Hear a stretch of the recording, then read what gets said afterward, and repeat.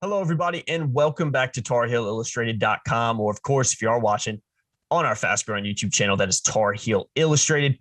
I'm THI staff writer Jacob Turner, and joining me for this podcast, our very own publisher, Andrew Jones. And AJ here to talk about some news that broke on Thursday afternoon, just about an hour ago, maybe a little bit more than an hour ago since the news came out in terms of when we're recording this. But that news being UNC releasing a statement that Dawson Garcia will miss the remainder of this basketball season. Dawson Garcia also put out a statement, which I'm not going to read the whole thing. I will sum it up a little bit, but I will pop it on the screen as we talk here for the next 30 seconds or so. So just to kind of sum up his statement, Grandma's currently in the ICU. Obviously, as we know, his family's had a lot of health issues in recent times. He did announce in his statement, as well as say in his statement, that he almost lost his dad back in December as well. So just a ton of family health issues going on with Dawson Garcia and his family, which based on that led to him making the decision to sit out the rest of the year. And obviously we haven't seen him in a while. Got that concussion against Boston College back on January 2nd.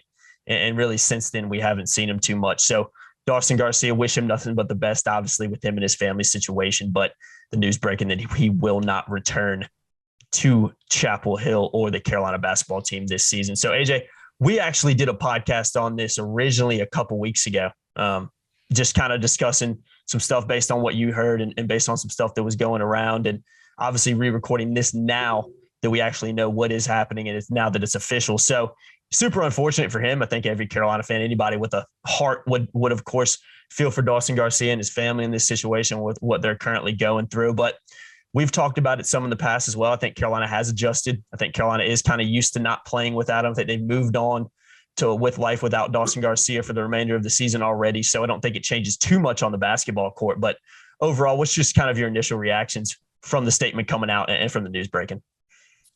Yeah, I guess it was two Thursdays ago, two Thursdays ago, we did a podcast about this, saying he wasn't going to be back, because we've known for a while he wasn't going to be back, but we wanted to allow Dawson and his family to make that kind of information public. Yeah. And want to respect the program and respect him. And some people have been kind of nasty about him being out and maybe didn't believe the family issues. Some people tried to find other reasons for why he's out. And if there are other reasons that are part of this, it shouldn't matter, because I think Dawson laid it out there in his statement. And I can confirm that it's actually been worse than what he said in his statement as far as the family health issues over the last year. When you're talking about some deaths in the family and everything else. So it's been a very tough time. And we've known for a while he wasn't going to return this season, but we didn't know when it was going to come out. So we did do that podcast. It was actually on private on our channel, and I actually deleted it about 3 or 4 days ago. So, well, it was obsolete to run now because we did it after the Virginia Tech game. And we figured, I told you, I said, well, we're going to have to do another one. We'll just wait till it comes out and we'll do one then. And as far as the basketball stuff goes, we've seen what they look like without Anthony Harrison, without Dawson Garcia. And I don't suspect much is going to change moving forward. What do they lose in Dawson Garcia? Well, we've seen that as far as depth. Armando Bacot in the last several games, not since Dawson left, but if you go back to the Miami game, he's averaging 3.6 fouls a game. Yeah. In a 12-game stretch between the Purdue game and the Miami game, he was averaging 2.5 fouls a game. So he's playing more minutes. He's committing more fouls. He's fouled out a couple of times.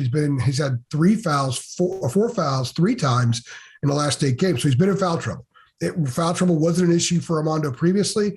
It is now, and he needs to be even more careful moving forward, because you don't have Dawson there. You don't have another big. No. You don't have Walker Miller. He's up at Monmouth. You don't have Sterling Manley because he didn't come back. They can use Will Shaver if Hubert wanted to. Technically, he's on the roster, but this is a redshirt year for him, unless all disaster strikes, I guess. But he's just at Carolina working on his left hand, working on some skills, just learning in practice, banging against Armando, all this thing. So you've got Armando and you've got Brady Manick, and that's kind of it. Justin McCoy did spell Jay Huff at the 5 a lot last year at Virginia. And Tony Bennett used to talk a lot about he was the right guy because of his ruggedness, and he brought the things to the floor sometimes the team needed. I think Carolina needs that every once in a while. Dontrell Styles is a big body, but he didn't play in the 5 anywhere. So they are who they are. They would love to have Dawson Garcia from a basketball perspective. You had absolutely a long guy, a strong guy, someone who needed games to get better. He needed to learn how to get better at playing through contact than he was, but they don't have him. So I've used this line like 4 times, and I'm going to use it again. So pardon me for being repetitive, but like Gene Hackman said in Hoosiers, my team is on the floor. So that's who they are. Yeah. They don't have a kid that shot the underhand free throw. They don't have anybody like that.